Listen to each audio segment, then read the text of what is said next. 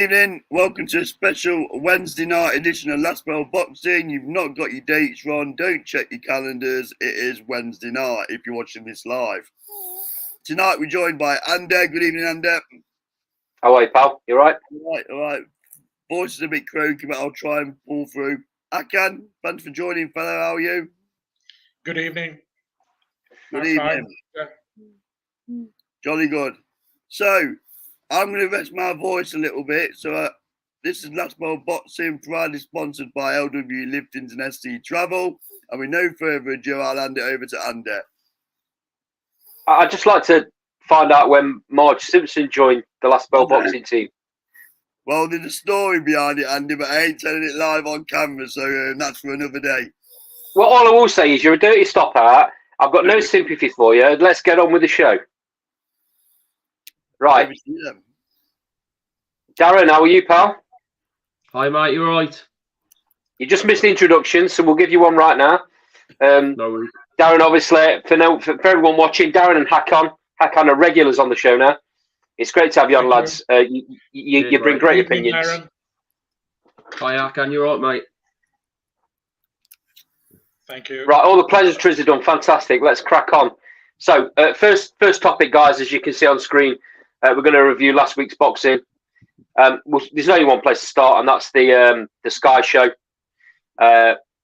headlined by Dan Aziz, Joshua Buatsi. But we'll start a little bit lower down the card, and we'll start with Mr. Marmite, Ben Whittaker. There's been a lot said about him on Twitter over the last week or so.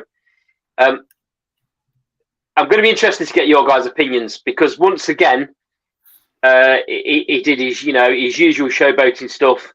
There was stuff in there, throwing shots without looking, tapping his opponent on top of the head with his glove.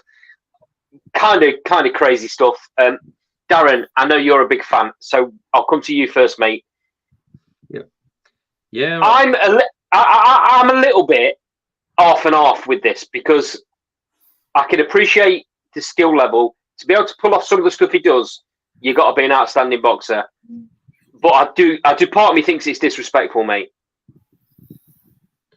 The thing is, for me, like I look at him and I think I'm in awe of it. I love his confidence. I love what he brings to the show. He's very entertaining, and I think, like, when I look at like things in boxing, what's disrespectful, I look at people like Tyson Fury, who disrespect people, go online, call everyone gappy tooth, ugly, how they do. He's not doing that. He's just simply doing his job, very confident in doing it. And I honestly don't see anything wrong with it. I just think we're in a bit of a generation now where if you're too overconfident, you're disrespecting somebody. And I don't think there's anything wrong with making a mockery of your opponent in the ring. I think it's fair play to him. Right. So I hear you. And he is very respectful outside the ring. He's very respectful outside the ring, and he's very respectful when he's talking about his opponent after the fight, and I believe so for the press conference as well. The thing is, though, Darren, is leagues and leagues and leagues above the fighters he's in with. In reality, he shouldn't be in there with them. So the fact that he's doing what he's doing, and these fighters can get nowhere near him, that's what makes me say it's disrespectful, because you don't need to be doing that. He could have dealt with that guy in 30 seconds if he wanted to, because let's have it right. He went back to the corner for what round was it? He stopped him in the fifth, was it? Yeah, I think it was the fifth or sixth. Yeah. So he went back to the corner to the corner at the end of the fourth round, and his coach said, "Right, this is the round you stop him." Yeah. And he walked out.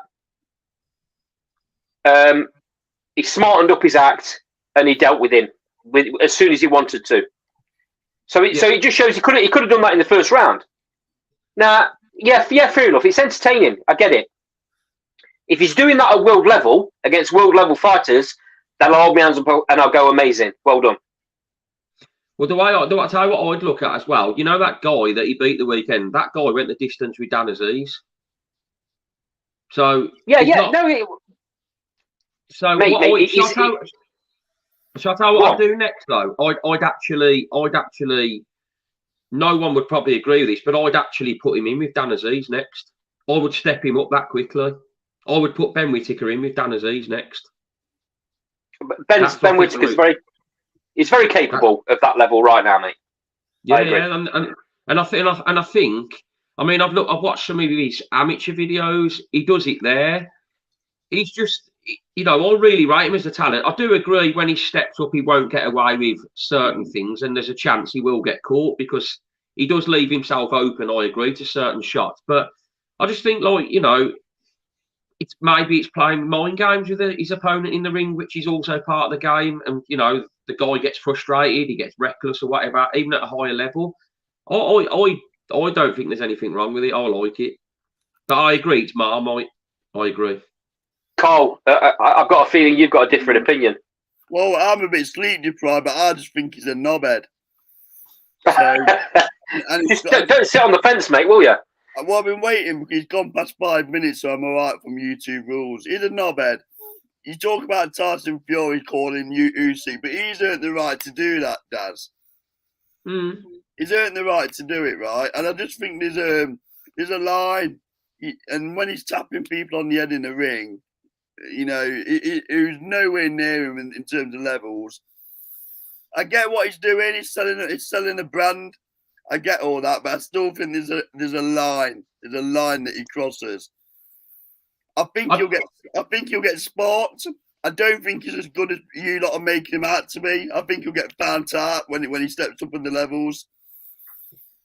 I quite like the kid outside the ring when the mask drops and we find out who the real Ben Whittaker is. He's quite a nice kid. Very good commentary. I enjoyed his commentary. But this persona that he puts on before and during the fight is not for me. I just think he needs to be careful what he's doing because someone's going to absolutely spark him. He's not a lightweight, is it? He's at a decent weight where, you know, punches connect and he can get knocked out. You know, like where Nassim Hamid and Muhammad Ali used to do it. Was you all right with that because you felt like they'd earned that level? Like, or didn't you like that? I don't think it's to the level of this disrespect though. When he's tapping people on the head with gloves and things like that, and Naz was doing naughty stuff, Carl. Yeah, but what I'm saying is Naz was doing it with really good fighters. Not to begin with, though. He was doing it with ordinary fighters like Ben Whittaker. All I'm saying, I didn't particularly like when Naz. I think there's a line. I'm all for showmanship, but I wasn't a big fan of Naz doing it when he crossed the line. When you're humiliating the opponent, let's have it right. None of us have got the bollocks to get through the ring. So why do they? You know, they don't deserve to be treated like that. So I didn't like it when Naz does it. I'm all for selling a fight. You've heard me say it on here before. I'm all for that and the commercial side of the game. But when a geezer's in the ring, earning nowhere near what he's earning to feed his kids or whatever, and on the breadline, you got someone taking the piss like that. And I don't think he'll get to the heights of Naz. I don't think he wins a world title. All this bullshit I'm hearing about his next coming, he's proved fuck all. He's proved nothing. So let's just calm ourselves down. I say to Andy a lot. Let's just give him time to work up through the levels. If he's still doing that to world-class opponents, I'll take my hat off to him. But something tells me he won't. So it's a gimmick. So yeah, he really annoyed me on Saturday because we keep seeing this. Well, step your levels up then, you prick. Stop messing around with these people. I'm getting the feeling Cole's not a fan. I hope he ain't watching. I'll say to him, he embarrasses the sport. I'll go as far as say he embarrasses the sport. Wow. Okay. I mean that's even strong for my opinion, mate. Hakan, let's get some balance. Darren loves it. Cole clearly hates it. Where do you sit on the Ben Whittaker situation? This was my second Ben Whittaker fight in live. I was at the Birmingham card last year, and during that fight, I didn't like it when I saw it in Birmingham. Yeah, but it was on the Buatsi card when he fought that Polish guy. It was on that. Yeah. And but last Saturday, I feel I accepted it more than I did before, and I think the reason for that is that I know about Ben Whittaker's what we call antics, so I was expected that before the fight, right? And so I'm more on Darren's take on this now than I was before. So, and but I can see I did a 40-second video when the ref stopped him in the 4th round, I think it was, and I got loads of impressions on Twitter from that. So a lot of people does like it more than people dislike it.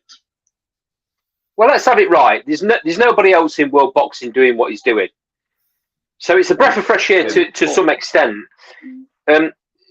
But when you've got the crowd booing at times because they can see that it's taking the piss as well, he needs to be very careful, because really, reality of it is he should be an absolute megastar in boxing because of the talent he is.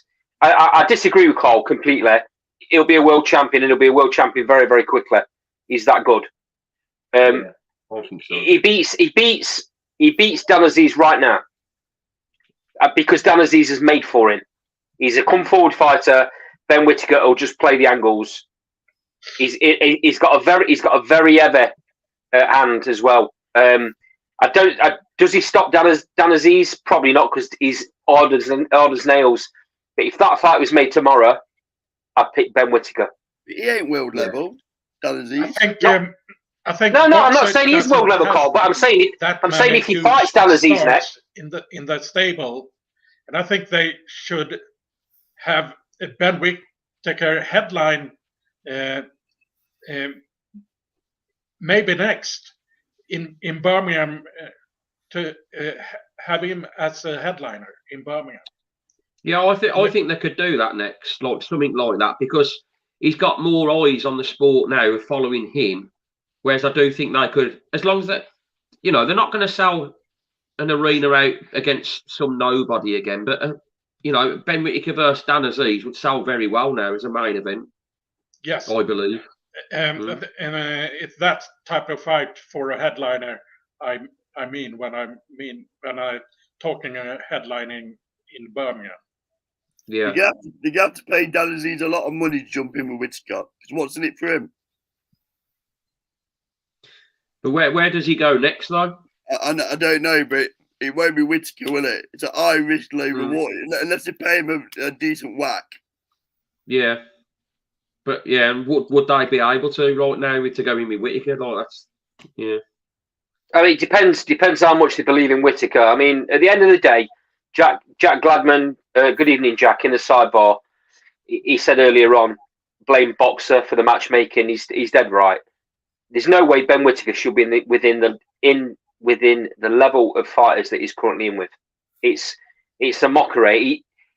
He's not even breaking sweat. He's not even trying, and he's finishing fighters whenever his corner tells him to. Boring. That's what it is. It's boring. It's not boring. It's not boring, Carl. But his level's above, isn't it? So it's an easy task for him.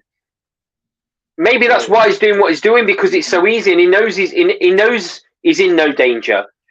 If he's in with a much better level fighter, just going back on what you said earlier on, Cole, I wasn't saying Dan Aziz is world level, but what I'm saying is he's just taken Joshua Buatsi's points and probably didn't do what I expected him to do. We'll come on to that, but he showed a fair account of himself. I believe Ben Whittaker deals with him easier and better than Buatsi did. Yeah, that's how good I think Whittaker is. Yeah. Well, we'll soon find out. He's been in with no one even near Aziz's level, has he? No, of course he hasn't. Well, he has at amateur level, but not different game, innit? Not in. Yeah, it is a different sport, but not in pro boxing, obviously. But boxing need to do the right thing now, and they need to step him up because crowds are not going to accept it, mate. They're not going to accept. They already started booing in the last fight. I think they booed the first one as well for some of the stuff he was doing. It's just gonna. The thing is, what he'll do is exactly the same as what happened with Naz. Whether you love him or hate him, you tuned in. Yeah. You either tuned in because you love to watch him, or you tuned in to watch him get knocked out, or to hope he got knocked out. Yeah. So the exact same thing's going to happen with Ben Whittaker. Well, it's smart, really. Well, this is the thing I was going to say. If he actually stepped up that well and done the similar things that he's done in these last fights, would you still be against it, or would you say, fair dues, he's done it at a real top level, or would you still be against it? Just run that past me again, Daz. I didn't quite get like, it. For what he's done in his last few fights with his showboating and all this Matrix stuff, if he did that, say, against a Joshua Buatsi, would you have his respect then and say, fair play, like he's done it at a high level, or are you just totally against it? I just think there's a line. I think I think, it's always bringing boxing into disrepute the things he's doing inside of a ring. But to be honest, if he did it against a Buatsi, I can see the skill in that. If he's doing the same sort of antics, I don't think he does. But if he did, I'd have to accept that, he's good enough to do it. That's my whole point. Is he good enough to do it against a good opponent? Yeah. So it's the level of opponents he's doing it against more. Yeah, I think. I've mentioned boxer on this show time and time again. I've mentioned how I think the matchmaking shit. I've mentioned how I think Ben Shalom has got questions to answer regarding can he bring marquee fights to that platform. I'm still dubious whether he can deliver these big fights for these fighters. So let's see. My prediction would be if Ben Whittaker's that good, I've said it on here before, if he's that good, he'll get to a certain level and then Eddie Hearn will sign him. A lot of people have said things like that, actually. I honestly believe it. If he's going to be that big a star, he'll leave Shalom and go to Eddie Hearn. Shalom only ever gets Eddie Hearn that stuffs. He obviously paid, but Boxer paid a lot of money to get him. Probably too much. They'll have signed him to probably a 5 or 6 fight deal, and then it'll be free for all, won't it? And you're right, Eddie Hearn probably will sign him, but when he does, he'll be in world title fights very quickly. Okay, moving swiftly on, guys. Just for everyone. And let me just put these comments up. So Jack says, I liked it till the weekend. This was when he jumped the shark for me. I'll be tired. Whatever that means. Jack says Eubank was another like that. And Jam Boxing Chat said, I liked Whittaker in this fight. It was a step up for sure. He was in with Aziz before he was headlining. I'd love to see him up at another level, to be honest. But I'm on board now with the show. Fair enough, mate. Fair enough. Just for everyone that's watching this in the sidebar, watching live, we're talking about last weekend's card to start with, but we're going to be moving on to some topics, fights that have been made this week, things that are in the news this week. So bear with us, stick with us, keep putting your comments in the sidebar. We'll read them out as we're going along. Right, moving swiftly on. Caroline Dubois in a step up, in my opinion, against Reyes. I know that they tried to make this for the IBF title, but the IBF weren't having any of it. So she was just defending her IBO. Clearly, next time out, it's going to be the IBF. I'll come to you, Hakan. Did you see anything else in Caroline Dubois in this fight, or was it much of the same? It was.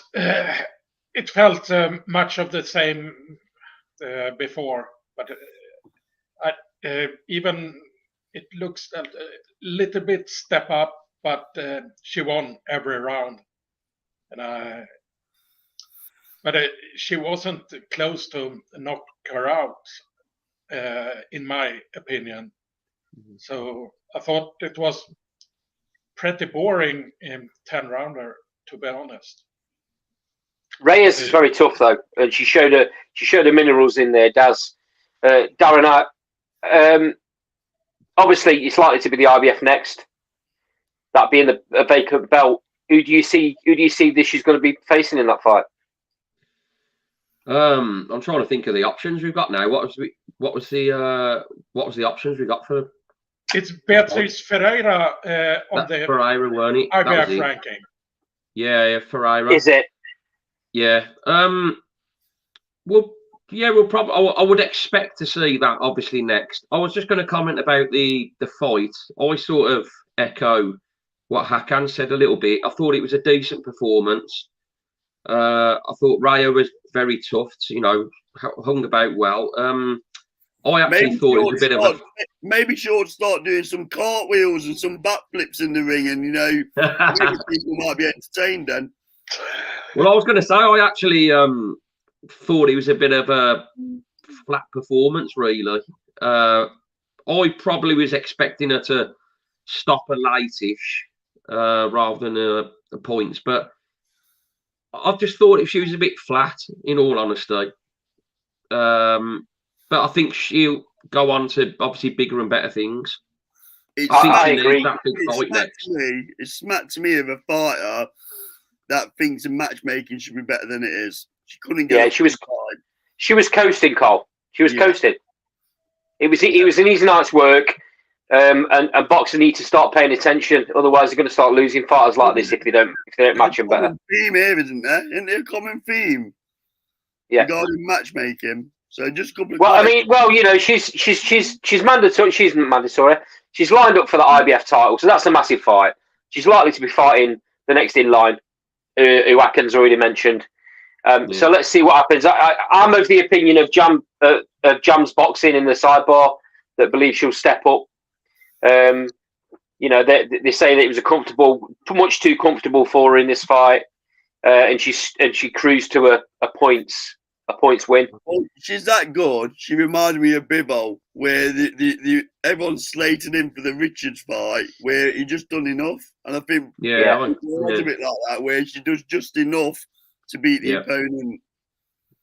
Yeah, there's been a lot of noise from certain fighters that they believe Caroline Dubois is going to go on to be the best ever female fighter. What's your opinions on that, Carl? Yeah, I think that's a fair comment from what we've seen up to now. I think she's gonna. Let's have it right. If boxer let her off the leash now, she'll go through that division like a knife through butter. So I can understand the frustration of the crowd because it can be perceived as boring, can't it? Because she's that good. She's in neutral. She's got a lot more gears to go through, but she never needs it. Yeah, she don't. You're right. It's gonna be good to see when she's up against the. She's getting a little bit spiteful now, though, in press conferences, and her personality is coming out a bit more. Which is great, isn't it? But not to the level of the Whitakers of this world. She does it, but I like that style where you're doing it just to show that your opponent you're not taking no shit. I mean, she might be doing backflips next fight. I don't know. Who knows? He's really riled you, hasn't he, mate? I've actually just put on Twitter that we're live on air and tagged us all in, and I've actually tagged Ben Whittaker in it. Oh yeah, let's see if he comes on. Okay, moving swiftly on then. Adam Azim was defending his EBU super lightweight title against former champion Enoch Poulsen. This was a little bit of a letdown, obviously. Poulsen pulled his shoulder out in his last fight for the title twice. Managed to pop it back in, but this time it was going nowhere, wasn't popping back in. Disappointing end to the fight, really, wasn't it, Akan? Yes, it was. And but I had Azim winning every round, even until the fight was stopped because of the injury. So I think Azim would have knocked him out at least 6-7 round anyway. I do like the way that Azim come out and apologise for doing the backflips in the ring, that he wasn't aware that his shoulder had gone. I thought that was very classy. So Jam's Boxing, Carl, in the sidebar, have put one of the worst fights I've ever seen. Sorry, one of the worst fights I've ever watched, to be honest. Poor. It is what it is. And I'm assuming he's talking about this fight. He never really got going. He never really got going, and then the injury happened. I don't. To be quite honest with you, again, Adam Azim was cruising, and he would have dealt. I thought Paulson was going to bring a bit more. Hakan hit the nail on the head that Adam Azim. On last week's show, he said that Adam Azim was going to win this fight easy. It's from Scandinavia. What do they know about boxing? And Paulsen has just fought in Denmark on at weaker opposition, in my opinion. Opinion. He's had shoulder problems all through his career, though, hasn't he? Yes. Don't worry, we'll get the Dalton Smith fight next. It seems that way, mate. We'll come on to that. We'll come on to that a little bit later on, because that is an absolute barnstormer.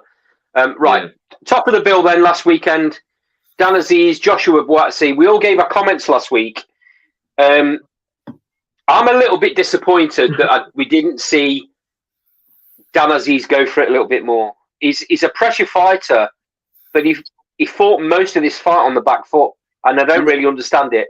I don't understand his I don't understand his tactics, Carl. He never put any pressure on. It wasn't good. But the times in the fight when he did, he put Buatsi under pressure. He was worried about what was coming back, though. Yeah, he was, and that's why he wasn't coming forward. Probably gave Buatsi a little bit too much respect. I think he felt his power, and I think he felt his power. Maybe, but he was doing it from the first bell, Carl. It's not like he tried to put pressure on early on, felt his shot, and then backed off. He was doing it from the very start. I think that was a very good fight up against a world-class fighter. I wouldn't say elite, I'd say world-class. I just think there's a little bit of a level difference between them. Maybe. Buatsi was good, but what I will say is he wasn't difficult to tag. No, and when you go in with... Oh, sorry, I was just going to say, where you're saying about difficult to tag, I think Buatsi, when he's in the exchange, he's a bit stuck in the mud with his shots. He stands on the spot. There's not a lot of movement with him. He doesn't stand. He doesn't move with the shot. He stands on the spot as though he's stuck in the mud. I noticed that with him a lot in that fight. He was getting caught. He was getting caught with the counter, wasn't he? Yeah, definitely. I mean, that's fine against somebody that's not the biggest puncher in Aziz. You get away with it, but when you're going in with elite level, which he would be if he stepped up, you can't be doing stuff like that. Jam Boxing said Buatsi was very good and should have got the stoppage. Aziz was very poor. He played to Buatsi's strengths and not his own. He did. He did. There is a caveat to that, though, because I think there's a degree that Buatsi made him look poor. Yeah. He couldn't get his game plan off. That's my opinion. You see, I'm not. Sometimes you're right. Fighters do that. I don't think Buatsi did that to Dan Aziz. Dan Aziz just didn't try and put it on him, and I don't think it was that he was overruled with his shots, because it wasn't that Buatsi's work rate was really high. It was just that. That's the truth. Yeah, but he didn't even try it though, Carl. He didn't try it. He didn't. You know when you're that type of fighter that, he made it very clear that his idol's Marvin Hagler. So he fights that way. When you're that style of fighter, you have to take a shot. You have to take a shot going in to land your own. Yeah. And he wasn't prepared to do that, but he's done that previously. And that's how he's got to the position he's got to. He obviously didn't like what was coming back then, did it? I say, I just think he gave him too much respect. He knows how good Buatsi is at times, because he's obviously sparred him 1,000,001 times. So I think he just gave him a little bit too much respect. Didn't get started, didn't get into his own groove, and by the time he thought about doing it, it was too late.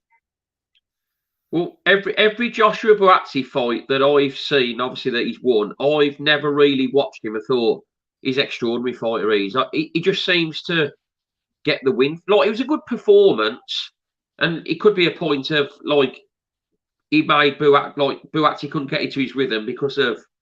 Aziz couldn't get into his rhythm because of Buatsi. But for me, I've never really looked at Buatsi as an absolute quality fighter. I just never have. I didn't see it on Saturday really either. I thought it was a brilliant fight. I don't either, but I rate him more than Aziz. And I did go. Oh, definitely. Yeah, 100%. But I look at like fights that can be made going forward, which they're potentially talking Anthony Yard. I think Anthony Yard beats him. Buatsi. I think Anthony Yard stops him. I think you're lining him out. Yeah, I do. Because Buatsi will stand on the spot and he won't move when Yard's trading with him. Yeah, that's right. What I think how it'd go. Carl, do you want to pick that comment up from Jam's Boxing in the sidebar? Buatsi at the next level, though, gets straightened out.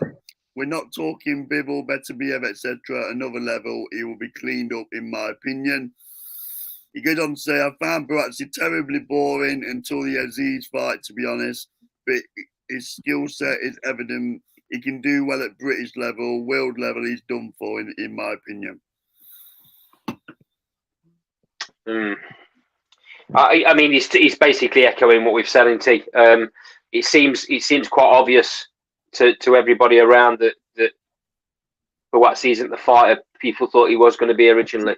Okay, it's no in between. He's too good for British. I'll be honest. Yeah. Good enough, not good enough for world stroke elite level, in my opinion. I mean, you're talking about two of the best fighters on the planet at world level, though, aren't you? That hold the title. So it's not. That's not a slight. That's not a slight on him. I mean, how does he? I mean, Jam's Boxing. Let's get your opinion on this. How does he fare against the other top end British fighters? So we've just said it. Anthony Yard, Callum Smith. How does he compare against those two? Because they're the two that have been in with the world champions. So does he? Can he compete with those two? Does he beat them? Does he come close? Does he get sparked out like we've just said?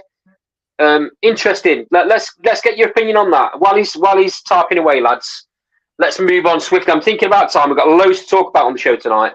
Yep. Moving on to the massive, gigantic show that was Las Vegas, and the world beater that was the destroyer Conor Benn. Guys, I don't know about you lads, but Peter Dobson is no world beater. And I don't think Conor Benn dealt with him very well at all. Where's his power gone? Where's his power gone? Answers on a postcard. Where's his power gone? Let's get that dossier out and have a read. Because Hakan, I'll come to you first, Hakan. Carl's obviously got his opinion and he's made it very vocal and he's going to again in a minute, I know. Let's get a bit of sanity about this. He's had 2 fights back since his since he's been out of the ring. He's had 2 fights back. He's not excelled in either of those fights. He's not been the dynamic power puncher that he was previously. Is it down to what Carl is kind of pointing the finger at? No, I'm not saying anything. I'm just talking facts. Is it down to what Carl is pointing the finger at, Hakan, or is it just the fact that he's a bit rusty because he's been out for a long time? I didn't watch the fight. I was at Wembley. It was so I can't have any take on the last fight. But okay, have you not seen it? Yeah, I've read on Twitter and seen reactions of the fight, and I feel now that loads of fighters is calling him out, top level fighters, and I feel that they see a big payday and a good chance to win against Conor Benn in a fairly big fight than it was for 2 years ago before this saga started, or what we call it. So Sorry, Hakan. So before I come to you, Eddie Hearn has sent an offer to Tank Davis now. Yeah. Probably fight in the US. I heard from Eddie on an interview. Well, I mean, that's easy night's work, in my opinion. We'll come on to that in a minute. Yes. Just want to pick these two comments up in the sidebar. So Jams Boxing answered the question I asked. He says he thinks he beat Smith. Oh, I've just lost it. It's just come out the screen. I think he beats Smith, but loses to Yard by KO. Yeah. So they're very similar on the Yard to what we're saying. In my opinion, he loses to Smith as well. And he goes on to say, no offence, fellas, but Ben doesn't even deserve you that's talking about him, to be honest. And he goes on to say, he's just a payday because of his family name. Without the name, he would be irrelevant in the boxing world. He's not good at all. So I think he's made his comments clear. I think he's made his point very clear there. Richard, Darren, give us your opinion on, firstly, what you think Conor Benn has looked like since he's been back, and then, I mean, he's calling out. I mean, he's been calling out Aina. He's been calling out Tank. Apparently, they've made an offer to Tank, and I'm sure Tank's laughing, but they've made an offer to Tank. What's your opinions, mate? Well, I actually watched the fight live on my tablet while I had Sky Sports, and I thought, as the fight got near, I thought I do actually want to see how he gets on here. Yeah. I couldn't believe. I wouldn't say he made it hard work because he did win comfortably, but I could not believe that he could not put this guy away. I mean, he was hitting him with big shots.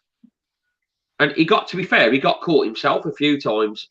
I cannot believe the difference in him. And I was vocal about this on Twitter. For me, it stinks. It doesn't add up. Like how you can go from what he was to this now. There's got to be something different into the way he's fighting now to then. And, I'll say it live on here. There's definitely something different in his power then to now. And going forward, you say about Tank Davis. How do you go from drawing with Dobson to saying you're going to knock Tank Davis out in how many rounds? I mean, does he think we're stupid? It's just all about money.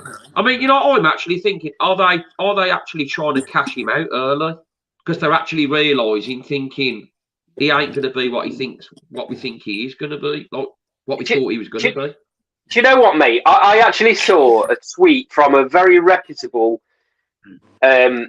social media brand, let's say, almost straight after the fight, and the tweet was, how does Conor Benn fear against these fighters? It was Devin Haney, Tank Davis,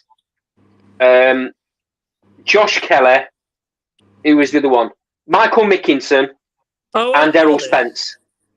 And Errol Spence. Terence Crawford was on there as well, because I saw. Yeah, I mean, Jack, absolutely mind-blowing that a channel of that size would even waste the time putting a tweet out like that.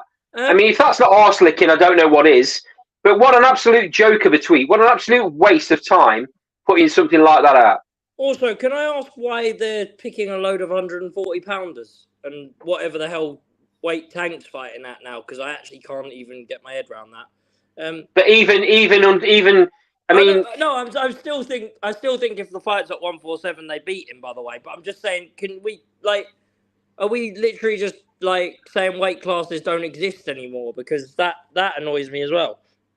Well, let's just be realistic about it. Forget all them Tank Davis. Just get the Josh Kelly fight on. That's more realistic. He's got a chance of beating him. You just don't carry much power. So that's the one I would pick. Possibly, but what about me? But I can't exactly explain why. What about Mickinson, Carl? Does he have a chance against Mickinson? I mean, Jack, I'm sure he asked me the question, so I'll finish my answer.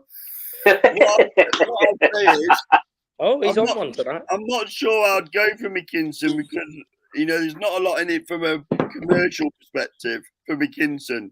I mean, I'm all about from Conor Benn. Why are you going to jump in with McKinson? Whereas Josh Kelly's got a bit of momentum going at the minute, Anti with the Sauerlands.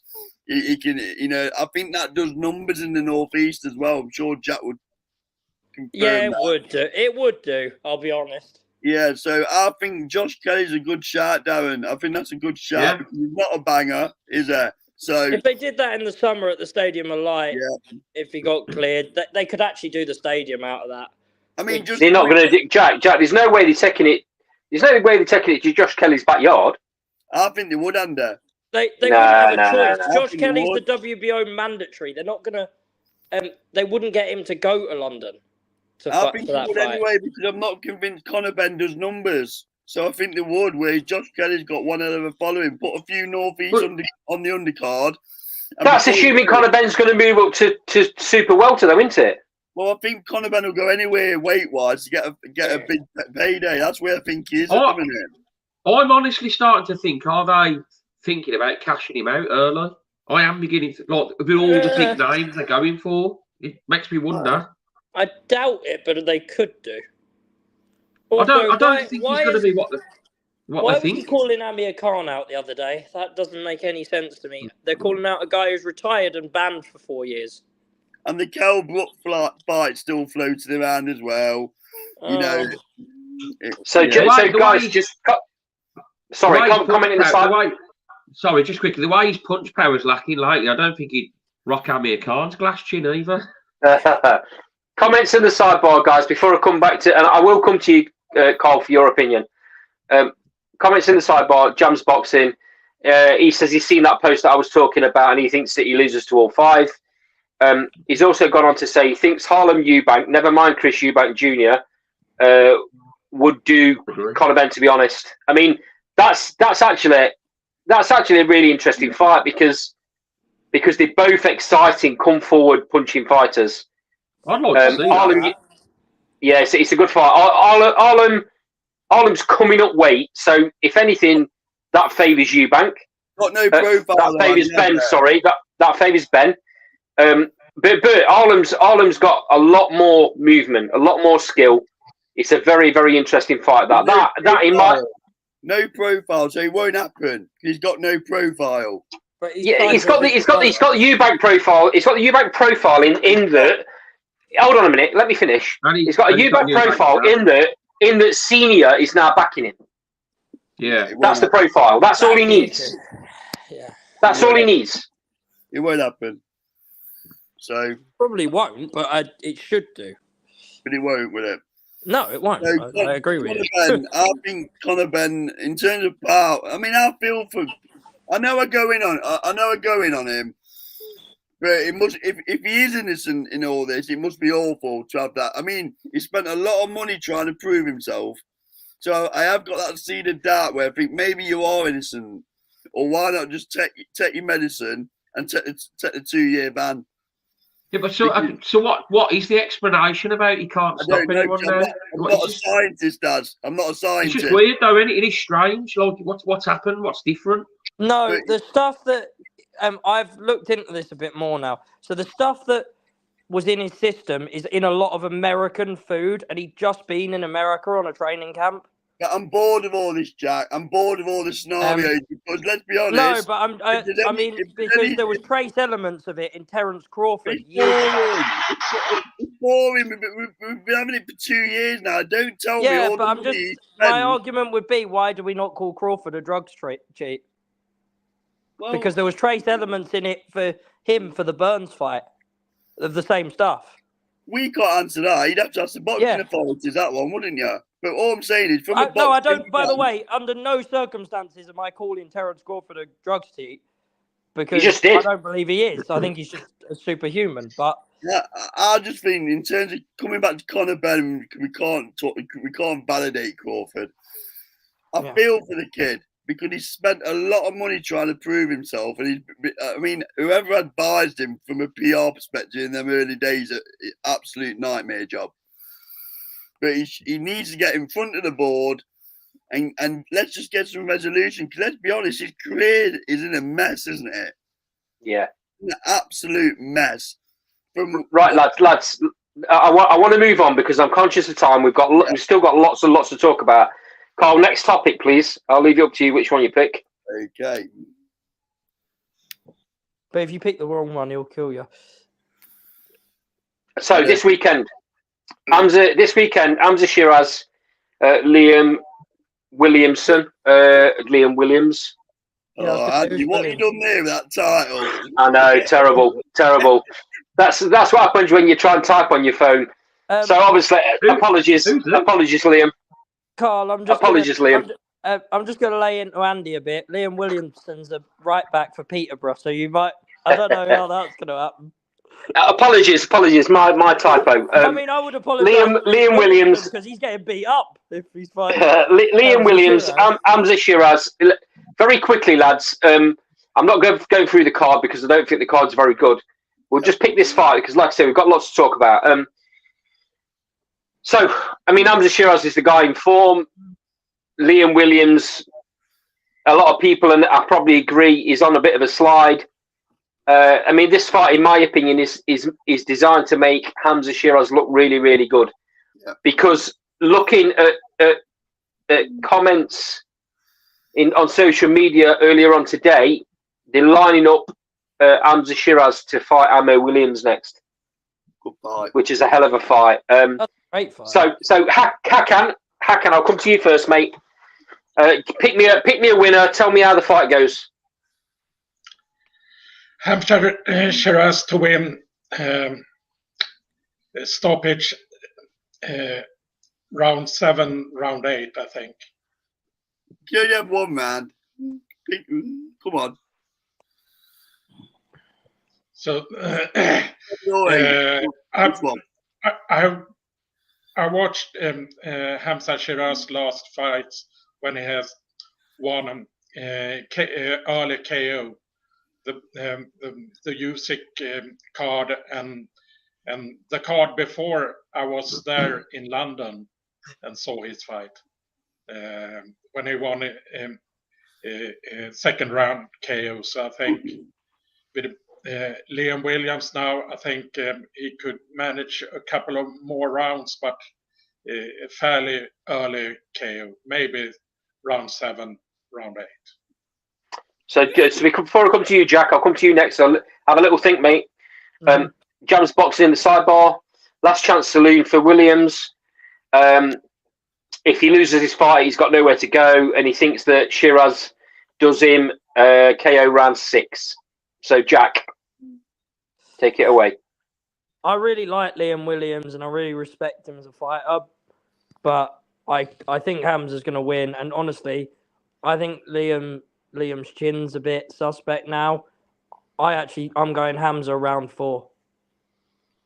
Hamza round 4. Carl? Yeah, I've got a bit of a problem with Hamza Shiraz since the Skeet fight. I've gone off him a little bit. However, hold on, Jack, just hold on a minute. Come on. So, I'm going round 5 for Shiraz. Very good fight. I'm not sure how long he can hang around that weight division. I'm still amazed he makes weight now. But, yeah, Williams' day's gone. So, round 5. Darren? I'd say Liam Williams is the perfect opponent for Hamza Shiraz right now. I would say Williams will make it competitive enough for 5-6 rounds. If I was going to give a round stoppage, I'd probably say Shiraz probably about 9. Wow. Something like that. Yeah. I'm hoping that Liam Williams does the weight better than he did against Chris Eubank Jr. because he looked absolutely shot in that fight. I understand there was troubles in camp. So I'll give him the benefit of the doubt for that one because he's been pretty durable up until that point. But this is made for Shiraz to look good, and I'm pretty much going with the majority saying here that he gets stopped. Williams, that is. I'm gonna go mid rounds. I'm gonna go round 5. Right. Darren, I Next just want topic. to say that your check from Queensbury for calling it perfect matchmaking's in the post. I look forward to it. Hopefully it's at least 4 figures. Next topic then, lads. Next topic. Oh, this one. Next topic then, lads. Fraser Clark against Fabio Wardley. Press conference was today. It was very interesting. The fight's been made for the 31st of March. This is an absolute great fight. This is a great fight. Shit talkers, but good fight. No, I was quite interested, Cole, because there was a little bit of needle. It was on the edge, but very respectful in the same manner. Very respectful. It's a real good narrative, this, because it's the amateur against a white collar. Yeah, basically, it's somebody that spent their whole career learning the trade, crafting the trade in the amateurs, waiting his opportunity behind Anthony Joshua, and Joe Joyce as well, waiting his opportunity to get that Olympic shot. Somebody's probably spent too long in the amateurs, if we're being completely honest, against a fighter that had no amateur career whatsoever. He fought in white collar events, which I'll hold my hands up and say I don't like. I've been quite clear on that. I don't like it. But it is what it is. Most of it's for charity. It's guys getting in there. A lot of it's guys getting in there that aren't really fighters. That they'll do a bit, and it's a brawl. Well, Fabio Wardley's booked the trend, and I think, to be honest with you, we ought to be giving him a lot of credit for doing what he's done and getting where he's got currently in boxing, having had no amateur career whatsoever. He's learned on the job. He's clearly got knockout power. I think he's massively improved. So straight at it, Carl. Come to you first. Yeah, I've been quite critical of him, Wardley, but you've got to give him props. He's probably a bit better than I thought he was. Obviously with Ben Davison now, so he's probably learning more and more about the art of boxing rather than fighting, because it is a difference. It was quite interesting in the press conference day, because I just thought it was two guys who were trying to put a bit of pantomime needle into it, and there's no needle there really. They clearly respect each other.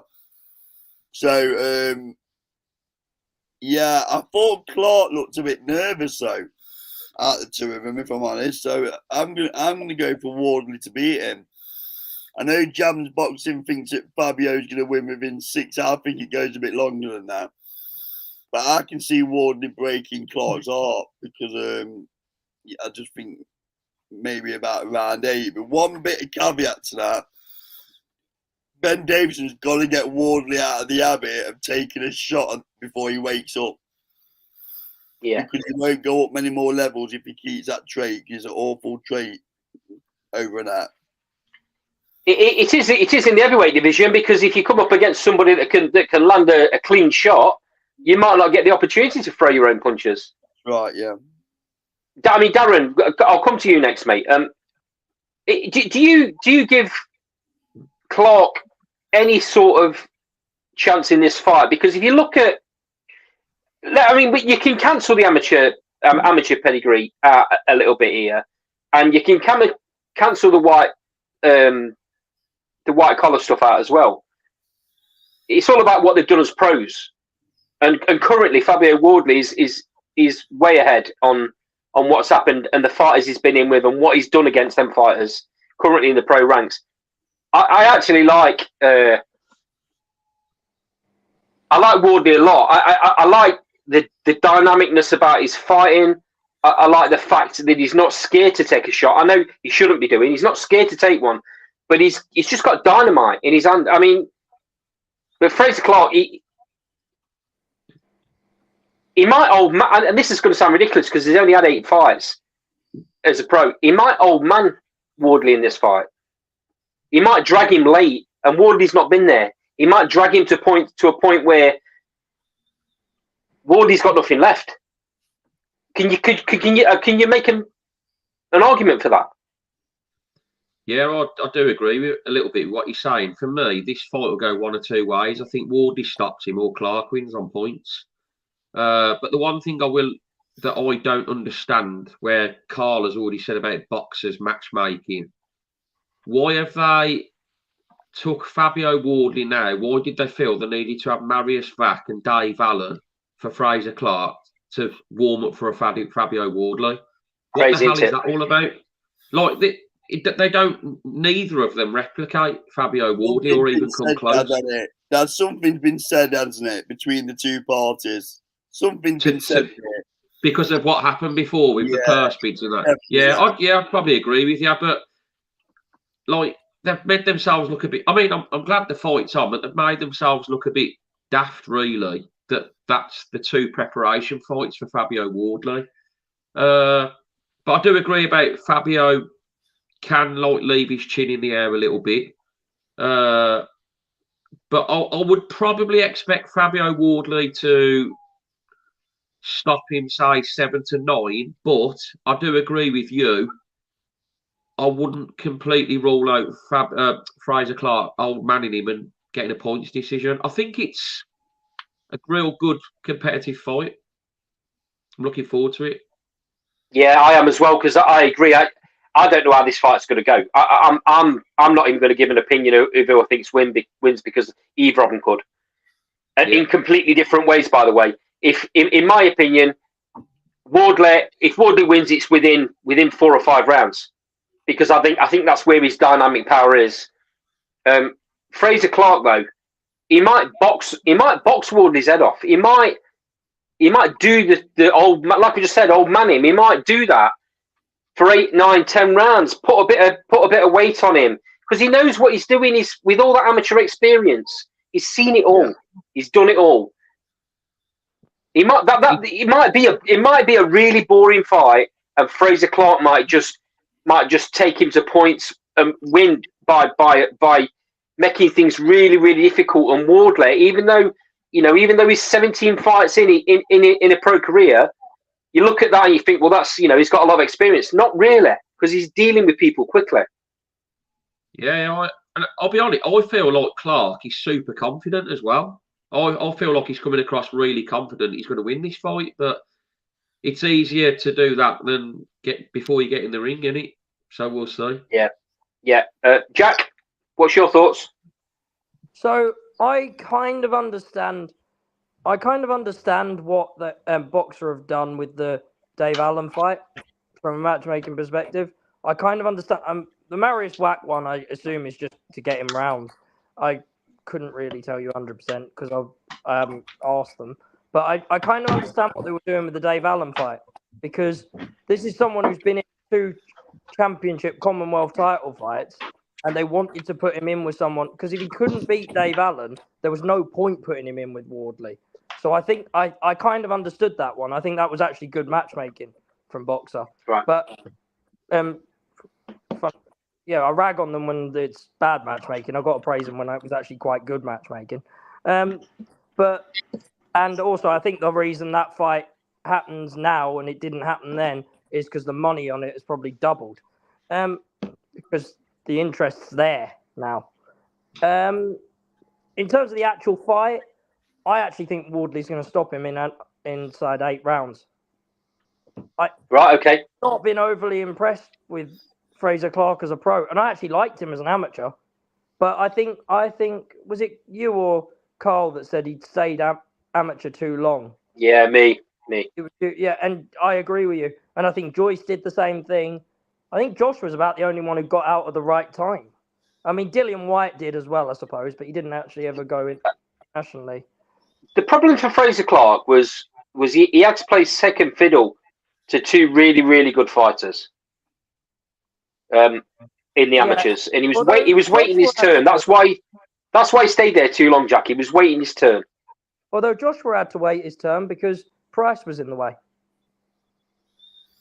David Price was when AJ first got into the GB setup, but I suppose Price kind of turned over not long after, so it didn't. It kind of worked. Yeah, it wasn't long before AJ was in the Olympics, mate. After he actually took up the game. So, but Fraser Clark, he missed 2 lots of Olympics just because he was playing second fiddle before he got his shot. Which you're talking you're talking 12 years then before he gets his own amateur experience, his own Olympic experience. Hakan, I'll come to you next, mate. Yes. How do you see this one panning out, mate? I see it as Jack here. I think I will go for Fabio Wardley stoppage round 8, round 9.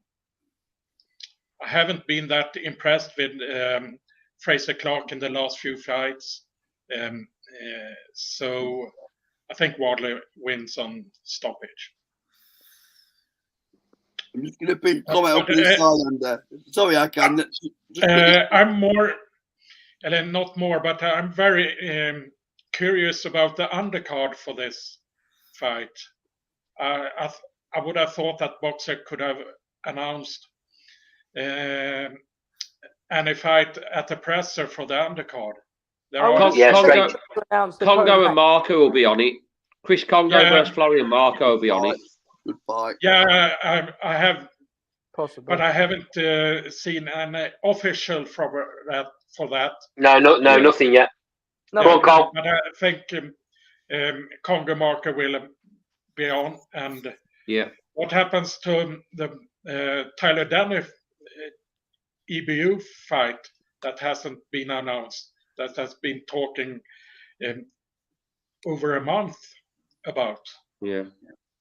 I know. So, I think you might get Isaac Chamberlain on it as well. I'm just going to pick some comments. Guys, let's get these comments, guys. So, Jam's Boxing says, I think the Ipswich man takes him. He goes on to say, that's so true though about Clark. He had better in front of him and knew he wasn't getting any money until AJ, etc. had shot their load. Okay. Okay, moving on, Carl.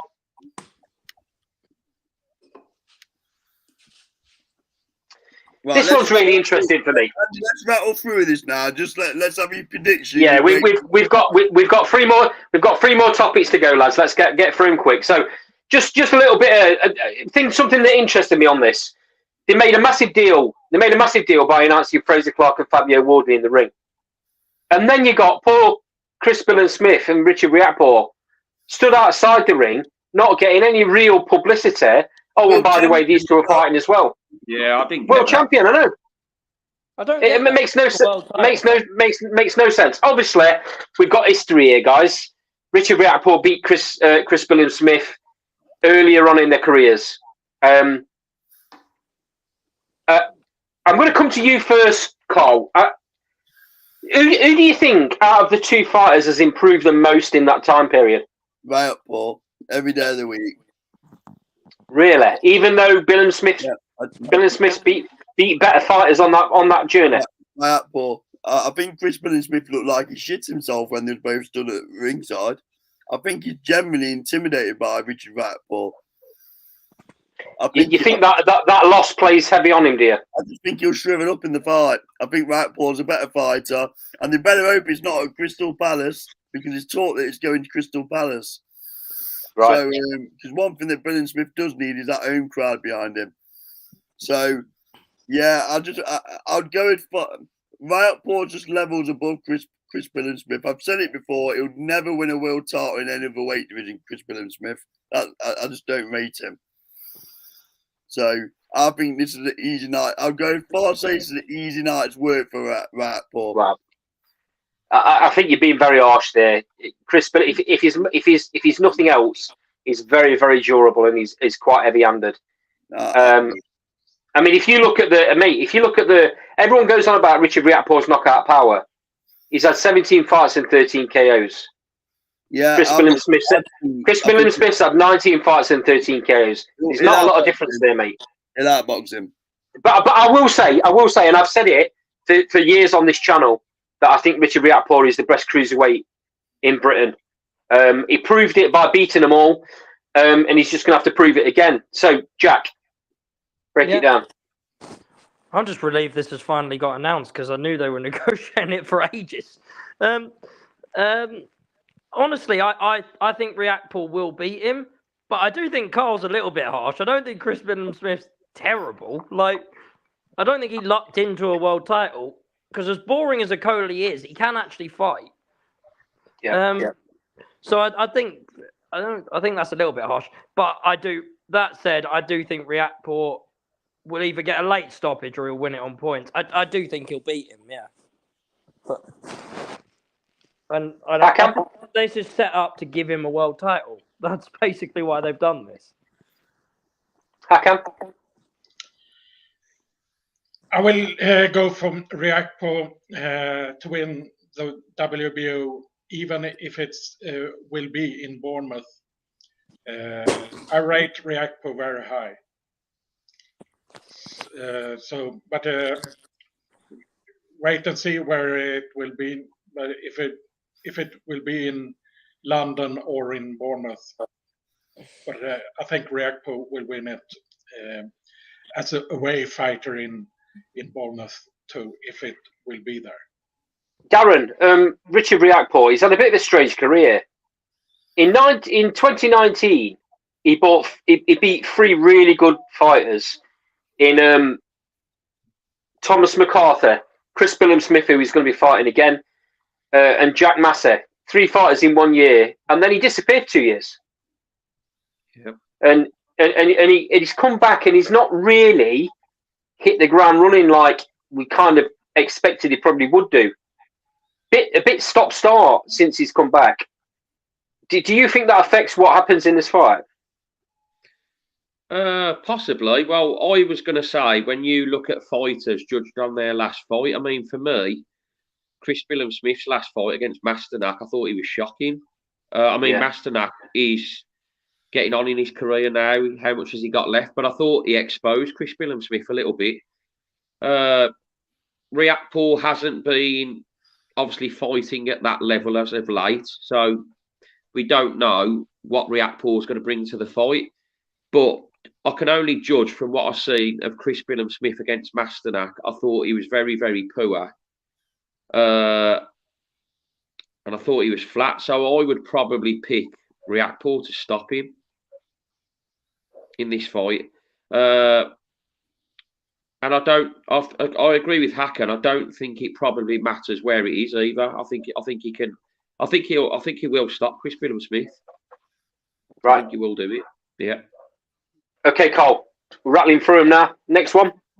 Just a couple of comments up first. So Jammed Boxing says Chris Congo versus Marco will be fire. 2 men who can bang, and that will probably be better than the main event.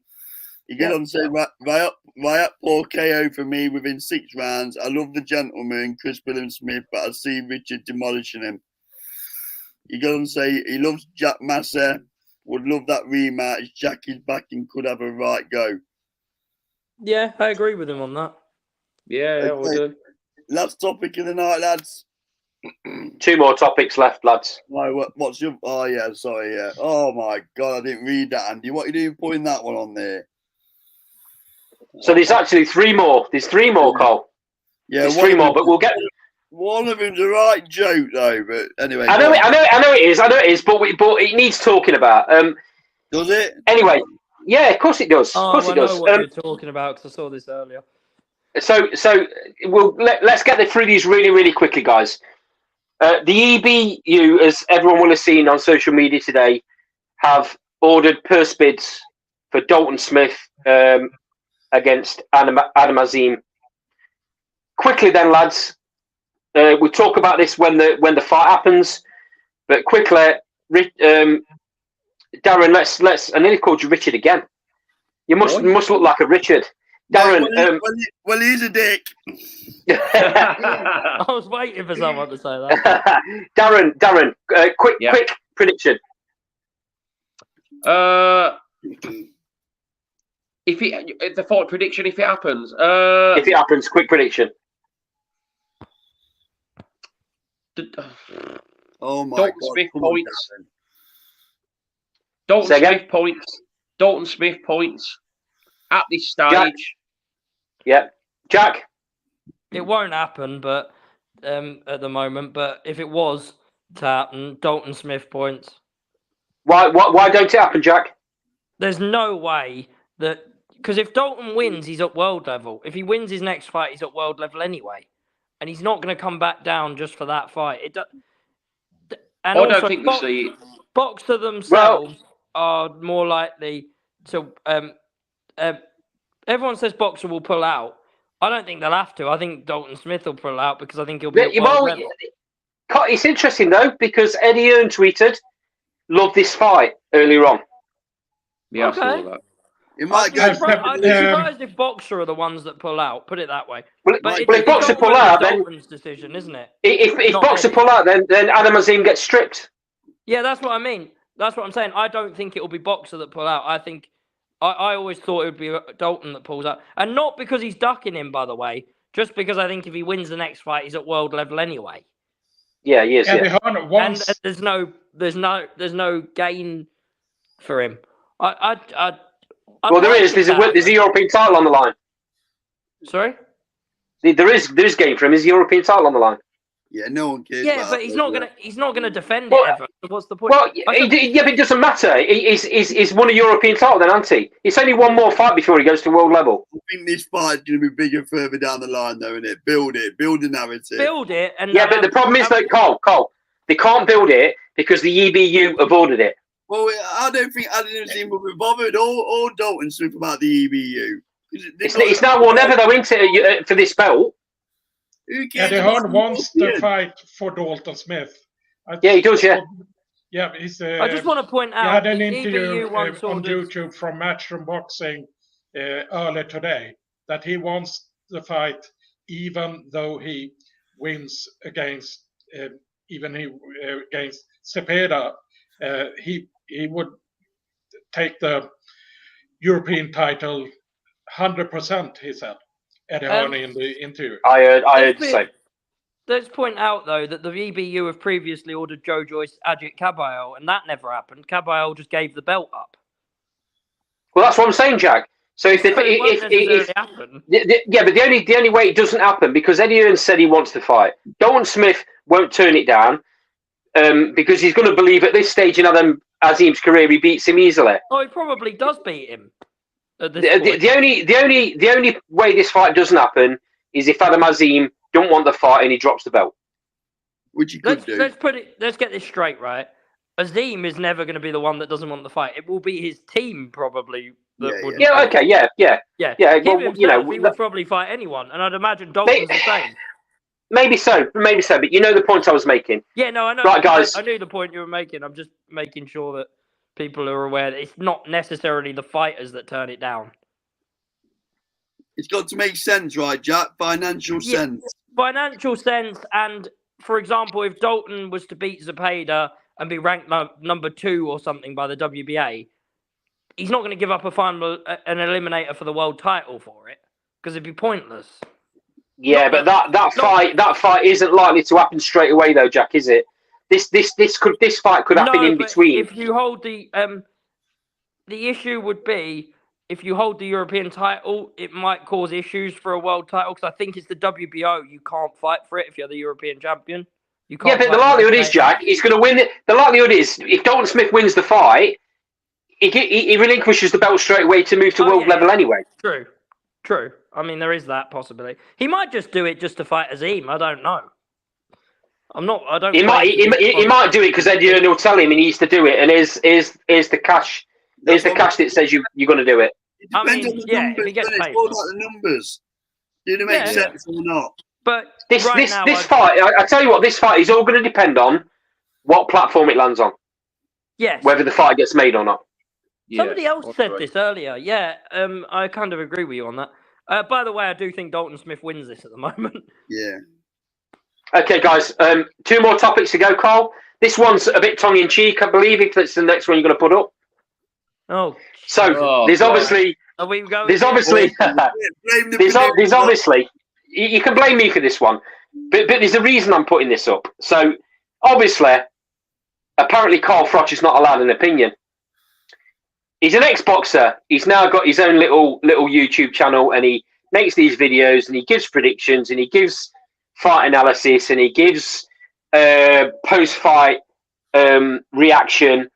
And quite clearly, John Fury's taken it the wrong way. I've listened to what Carl Froch said, and he'd bang on the money. I'm not saying it because he's a Nottingham lad, but it was very factual in what Yeah, he I agree. Yeah. What did he I actually agree. say? Because I haven't seen this. I quite like Carl. He So. talked about Tyson Fury's resume and just talked about, Oh, like I don't understand what John Fury's point is then, because people have John always Fury said says that that about Fury's. John Fury's John Fury's turned around and said Carl Froch has been disrespectful. He needs to keep his son's mouth out of his son's name out of his mouth. Otherwise, John Fury's going to slap it out. That's basically what he said. I mean, John there's Fury- a lot of people- obviously, so I don't get slapped myself. Obviously, I'm paraphrasing, but that's basically what's been said. And he's also turned around. He did a video. Jack, let me finish. Yeah. He did a video earlier on in the week telling Carl Froch he'll fight him at Wembley in front of 94,000 people.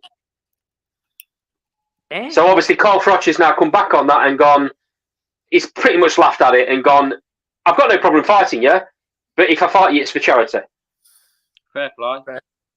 Fair. You know, it's obviously a bit embarrassing because John Fury is twice the weight of Carl Froch. It's a mismatch that's never going to happen. What I don't understand, guys, is why is Carl Froch even getting involved in this sort of rubbish? Clicks. Because Carl Froch bites at anything. No, it's not that. It's clickbait. And yeah, it is clicks. It is clicks. Definitely But that. Carl sort of bites at stuff tongue in cheek, doesn't he? Like he's always done that. I actually quite like it. Funny. Anybody that says anything bad about Tyson Fury will be hounded by John Fury. That's an absolute fact. Yeah. And the bloke loves the sound of his own voice. He's an absolute pillock. Carl, so how's your Twitter then? Do you get hounded regularly by John Fury? Because you've said some critical things on here before. I mean, in the sidebar, Lee Brown says, effing hell, you're scraping the barrel talking about John Fury versus Carl Froch. So on that note, I'm moving on. Yeah, fair. Well, Last topic then, lads. And outrageous. I just thought it'd be a bit of a laugh to bring it up. Okay, well, the reason are we allowed to talk about this before you do this? Because has this actually come out anywhere yet? Okay, yeah, so I'm going to get to that, Jack, if you let me. Yeah. Wow. Okay, so man. well, I'm just getting him back for last week. Right, so the reason we're talking about this is it'll become apparent in a minute. Ebony Bridges did an interview with Boxing King Media, I think. Yeah. Earlier on in the week, and she talked about a disappointment of losing a world title. Obviously, she also talked about what went wrong in the. She talked about Courtney. She talked about what went wrong in the training camp with the last trainer. All very respectful, by the way. Before anybody in the sideboard jumps on me, she was very respectful in the way she dealt with the questions about Dave Caldwell and what he was trying to get her to do and what she felt she should have been doing and how she felt about going into that fight. But long story short, the reason we're talking about this is because she announced she's now fighting alongside her American team that she's always had, by the way. She's now fighting out of Riley's gym in Sheffield, being trained by Daz Metcalf, who obviously does, as everybody knows that watches the show, he's on this regular. He's pretty much a co-host these days. He's been on there that long. She's, by all accounts, very, very happy in there. She's got a best mate. She's been friends with Nicola Oatwell, who does this train for quite some time now. Ebony's been best friends with her since she landed on these shores. They're very close, and I think that's part of a decision to move to the gym. And like I say, this is alongside her American team. Her American team are a main training team, but she doesn't want to spend that amount of time over in the States. She wants to do the majority of her training in the UK, and this is where Daz and Riley's gym come in. So I thought I'd just have a quick round robin with you guys on what you thought about that. what you think about the fact that she's left Dave Caldwell and she's now moved to Sheffield Riley's. I'll go to you first, Darren. I think you've got to, as a fighter, I think you've got to train where you're happy, and obviously she was very respectful about Dave Caldwell, but it didn't work out for her. I watched the interview. I thought it was very good, and like I say, she was very respectful. She loves a swear word, mind you. I noticed that in her interview. She's an Aussie. She loves a swear word. Yeah, she loves a swear word, but now fair play to Daz and Ebony. I hope it both works out for them well. And like you say, a happy fighter is when they're in a happy camp, and she seems like she admitted it didn't work out for her in the last fight, and she knew something wasn't right. And she said she's very happy in Sheffield, so she's like set up here. So hats off to them. I hope it works out well for both of them. So just before, I'm going to come to Cole next. Just before I do, we always like to keep it straight down the line on this show, and we like to give both opinions. So, Jam's Boxing, I said Dave Caldwell is a fantastic trainer, and anyone would be lucky to have him in as their coach. Not doubting Dave Caldwell's credentials, mate. Not doubting he's a fantastic coach. But like I said in social media this week, not every fighter clicks with every coach. And this may have been, I don't know this for certain, this is my opinion, this is me saying this may have been the reason why things didn't quite work out, because Dave Caldwell trains fighters a certain way. Ebony Bridges fights a certain style. She's like a Mexican fighter, Ebony Bridges. She comes forward, throwing big bombs. She works the body really well inside. And none of that happened in that last fight. None of that happened. She was a shadow of herself. Whether she likes me saying this or not, I guess I'll find out when I next speak to her. But she was a shadow of herself in that last fight, in my opinion. I felt like she was kind of stuck between two styles. And from what I heard in that interview, it sounded like her and Dave were working on her becoming more of a boxer. Well, yeah, I saw that. Yeah. That, in my opinion, and I'm no coach, but it's just my opinion, that's not Ebony Bridges' style. Why would you change her? She's become a world champion because she's a bomber. A nickname suits her. She throws massive bombs and she's very heavy-handed. Why would you change that? To be fair, he probably wasn't trying to change her, just to enhance her boxing skills. Maybe, yeah, Cole. Yeah. But if you listen, maybe. I'll give my 10 pence of that. So if you listen to her interview, she clearly states that her and David had conversations and it was mutually agreed it just wasn't working. And these things happen, you know. Exactly that. She was very respectful about it, but she wanted to get back to the old style, which had taken her so far, which was seek and destroy.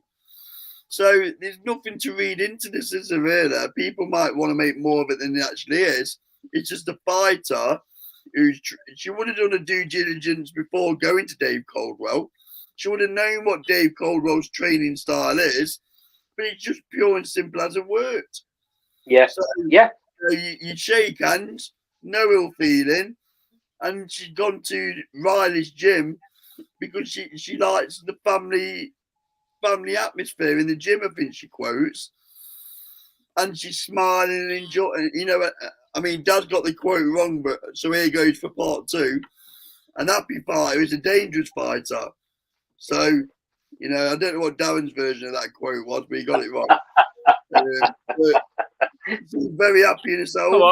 Come on, it's getting late. We can tell with the things you're coming out with. I've got the Villa on in the background, do you?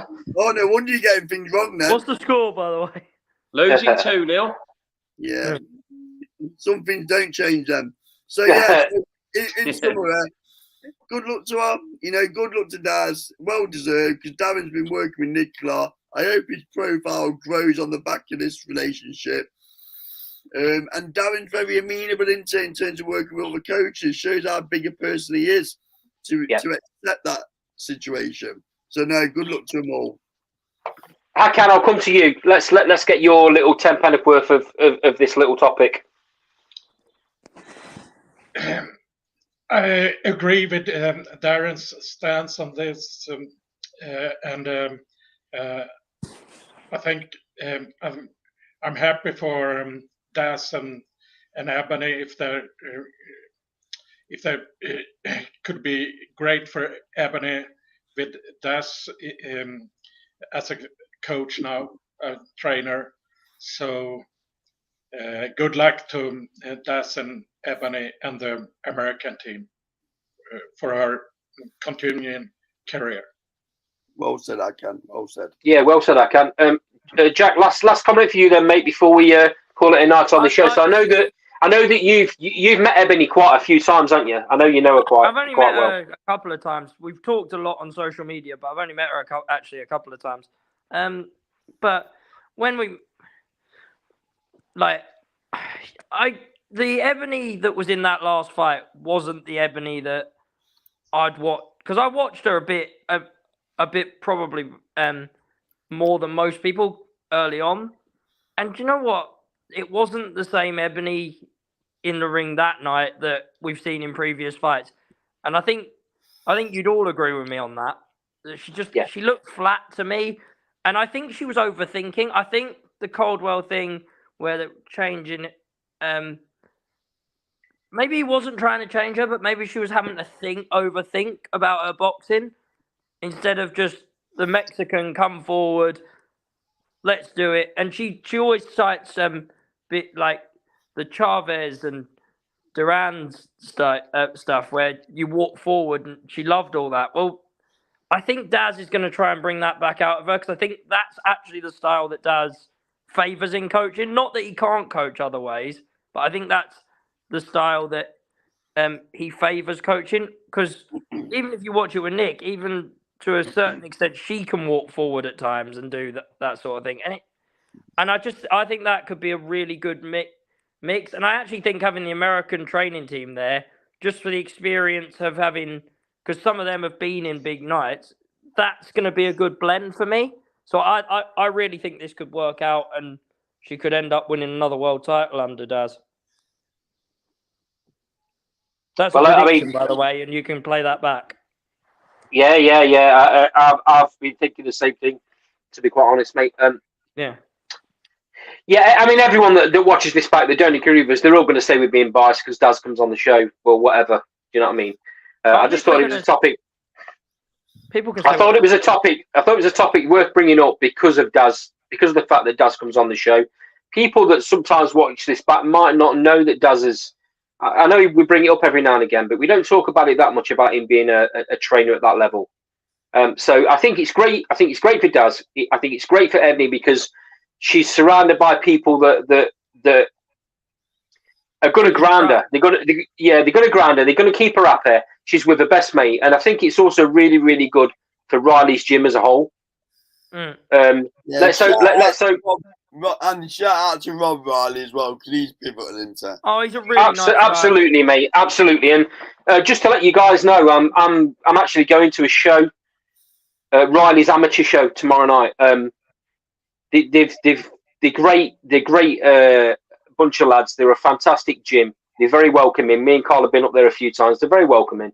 Rob Riley has got a wealth of experience. It's a lovely little new gym they've got there. So yeah, I'm up there. I'm up there tomorrow night. It'd be very interesting to see what goes off. I always somehow end up paying him more money than I want to whenever I book Perry Howe. No, I don't know how that's the thing. That speaks about you as a matchmaker, then. I mean, it does. But no, because you end up chatting to him, and then you're like, oh yeah, and then he'll ask for X amount, and you'll go, yeah, go on then. And then you come back afterwards and think, I've just paid you 200 quid more than I wanted to. Why have I done that? That's because he knows what he's doing, Jack. Yeah. I don't think, I'm just going to say this. I think it's kind of understated how much of an effect it's going to have, having that family ethos in the gym. I mean, the whole saying about that in boxing that Mickey Duff used to say, if you want loyalty in boxing, buy a dog. Well, I think that it'd be nice if that wasn't the case, but even from my own experiences, that is the case. Yeah. If you want loyalty, buy a dog. It's nice. It'll be nice for Ebony not to have. Well, hopefully not to have that. situation. Well, I'm sure when Daz is back on the show next week, we'll get his reaction. We'll get his thoughts on the old situation. He couldn't be on here tonight, lads, because he's working. But yeah, I'm sure next week we'll get that. I think Probably lads, doing a million media interviews after she said that. we're coming up to an hour and a half. It's been a fantastic show. Thanks to everyone in the sidebar. There's been lots of great comments. Jams Boxing, feel free to come back again, mate. You're more than welcome to come and join us on screen if you fancy it another time. Let us know, and we can get you on screen, no problem, mate. It's been great. Thanks to everyone. Darren, Hakan. I suppose I've got to say thanks to Jack as well. And we'll see you all next week. Carl, do you want to take us out? Yeah, so like Andy said, thank you for all the comments in the sidebar. If you're watching this on repeat, don't forget to hit the like and subscribe button. Thank you to Darren Ashton. I hope Villa get beat tonight. Looks like they're going to. I'll get Ben Whittaker on you. Yeah. You're not that influential, unfortunately, Darren. Thank you, Jack. I can look forward to meeting you on Friday night in Sheffield. Mine's a double vodka and Coke. Yeah, looking forward to meet you on Friday. Yeah, Andy's driving, so he'll be on the soft drinks. This has been Last Bell Boxing, proudly sponsored by LW Lifting Limited and SC Travel. We'll see you next Thursday, not Wednesday, Thursday at 7 p.m. Take care, everybody. Cheers, guys.